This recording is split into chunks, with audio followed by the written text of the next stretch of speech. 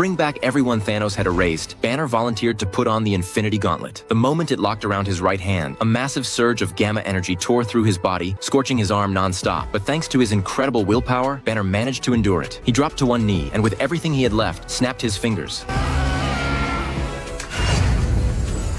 As soon as it was done, Tony rushed over to cool Banner down. The doors of the compound slowly opened. Life began returning outside, and Hawkeye suddenly received a call from his wife. There was no doubt about it. They had succeeded. But before anyone could celebrate, Banner noticed something terrifying. A massive warship hovering above the compound. The next second, a barrage of missiles rained down. The Avengers compound was instantly blown to pieces. It turned out that the nebula from the past had already infiltrated the base and used the quantum tunnel to bring Thanos and his entire army into the present. Now the Avengers were trapped beneath the rubble. In the middle of the chaos, a shrunken Ant-Man desperately searched for Banner, while Hawkeye unexpectedly ended up with the Infinity Gauntlet. Determined to keep it out of enemy hands, he raced through the wreckage with Thanos' forces right behind him, pushing himself to the limit until he finally collapsed from exhaustion. Meanwhile, Tony, Captain America, and Thor finally regrouped. Thanos sat calmly in the distance, completely unfazed, and Thor immediately went all out. A bolt of lightning crashed down from the sky as he summoned Mjolnir into one hand and Stormbreaker into the other, instantly entering full battle mode. Yet even with the Avengers' three biggest hitters standing against him, Thanos showed no fear. He admitted that his greatest mistake had been showing mercy. This time, he wasn't just going to wipe out all life on Earth. He planned to use the Infinity Stones to create an entirely new universe. That was all the three heroes needed to hear. Without another word, they attacked Thanos from different directions. Tony and Thor even combined their powers for a devastating attack.